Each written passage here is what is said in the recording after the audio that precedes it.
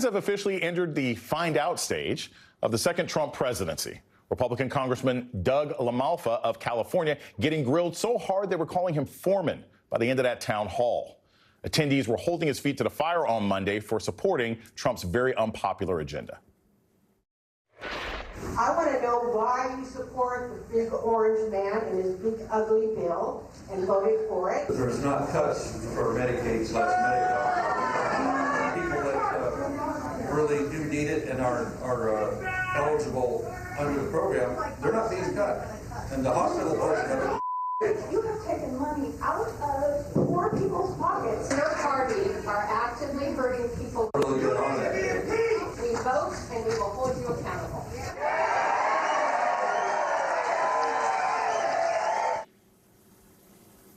It started as a town hall in California. Today, it's national headlines. It's why GOP leaders urge lawmakers in their party to skip town hall events earlier this year amid a wave of angry backlash over Trump's policies. The backlash escalating over what's happening in D.C. and in voters' hometowns. In San Diego, a married couple that backed Trump in 20 and 2024 say they now regret their votes after experiencing, quote, racial profiling by Border Patrol officers. George and his wife Esmeralda say an unmarked SUV started following them and pulled them over. They say Border Patrol agents first approached wearing masks. Why are we not allowed to be here? Because we're not white? George and Esmeralda both voted for the first time in 2020 and again in 2024 for President Donald Trump. As they see his immigration crackdown. Do you regret your vote? Yes, I do. Very much so. I feel shame, guilt, and anger at the same time. Joining me now to discuss is Democratic Congresswoman Jasmine Crockett, representing Texas's 30th District. Thank you so much, Congresswoman, for joining me this evening. I'm wearing my Cowboys colors for the district to make everything work better. We'll start with this. As someone who is out talking to the people on a regular basis, when you see a fellow member of Congress get just raked over the coals like this, is that a reflection of their lack of communication? Is it just holding on to bad policies? How do things like this end up happening to members of Congress? Yeah, well, first of all, they've decided that they're not wanting to listen to their constituents. Instead, they focused in on doing whatever the nonsense that is coming out of the White House dictates needs to happen.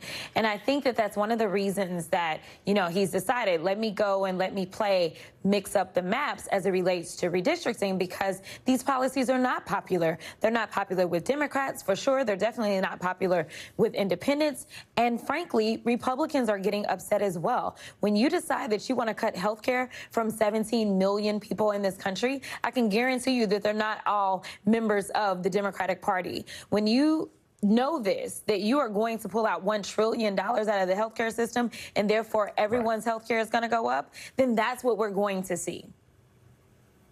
And that kind of representation that you're talking about is important, right? People want someone in Congress who's speaking for them. When you're traveling around Texas, when you're home, when you're at your desk in other parts of the states, what are Texas residents saying about Abbott's attempt to redistrict? Are people still being informed? Is anybody there who doesn't know? Or are people sort of screaming to you and Democratic leadership for help? Yeah, no, the people in Texas are not happy. Obviously, we know that they had these hearings where they went around and, of course, did not offer a map. And then by the time they offered a map, they only gave people 48 hours notice to then show up on a work day in Austin to testify, because they did not want to hear from them. Well over 400 people signed up to testify against the bill, and maybe about 20 signed up to support the bill. So listen, we know that these lawmakers are not listening to the people. Instead, they are doing whatever Trump and Abbott tell them to do. And I think that there is going to be a reckoning. If we hearken back to 2018, we know that we saw waves everywhere. I think that the backlash is going to be even bigger. You know, I had a conversation with several people who are involved intimately in Texas, and one person told me that there were members of Congress who literally got calls from the state to confirm their home addresses in order to guarantee that they were being drawn out of their own districts. Can you confirm, did you receive one of those calls, or have you talked to other colleagues who had a similar experience? Yeah, so it actually wasn't a call. So when I testified in Austin, I talked about the fact that they confirmed our address. So they sent us a form via email, and then at that point in time, they said, confirm that this is your current residence as well as your census block. I then sent that back in, and then I asked them to confirm receipt, which they did, yet they consistently moved us out of our districts. Former Obama Attorney General Eric Holder has said he's going to meet with House Dems tomorrow to discuss Texas redistricting.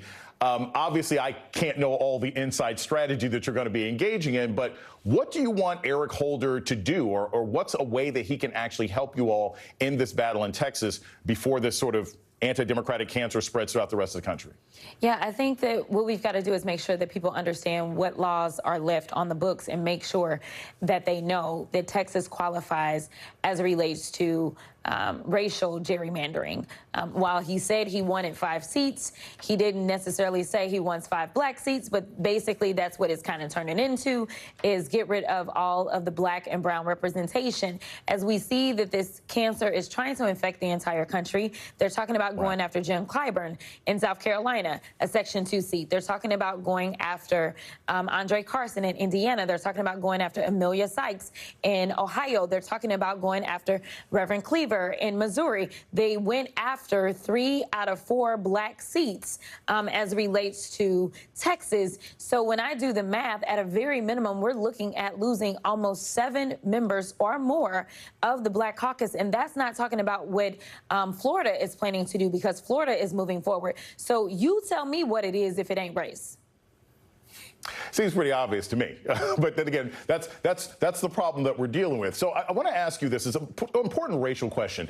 A lot of people who I've talked to in Texas have said, and I want you to either confirm or deny that this is the case, that there is some tension within the Democrats who have left the state, that there seems to be a stronger coalition sometimes between black and white legislators, and that some of the Hispanic legislators have either stayed in the state or have been more likely to defect and go back. Is that true? Is there any sort of racial cleavage or tension in what you're seeing with the Democrats who've left the state, or is that just sort of an outside rumor? I think that that's more so just kind of people making an observation. We know that there are no members of the Black Caucus that actually showed up to the floor. We can't say the same for members of the Hispanic caucus. So I think that that's where people are getting it from. But at the end of the day, there's still a larger consolidation of members, black, white or brown, that have decided that they were going to leave the state. And so the vast majority have left. But I think that much like a lot of things that we see, even when we look at the numbers of who held down Kamala, regardless of the defections that they like to talk about, black folk have been the most solid voting bloc for the Democrats. We know that black folk come from a long history as it relates to the civil rights movement. Now, we can't get through any movement without allies, for sure, but we know who was on the front lines of leading those movements. And so I do think that it hits a little harder when you know that people bled when they died, when you know that there were water hoses and dogs put on them. These are the images that are seared in our brains when we think through the history of what it took to get us here. And as only the 55th black woman to ever be elected to the U.S. House, I can tell you that there is so much more work to do. But right now, they are trying to take us back to prior to LBJ signing the Voting Rights Act into law. Congressman Jasmine Crockett, thank you so much for the work you do, and thanks for coming on The Beat tonight.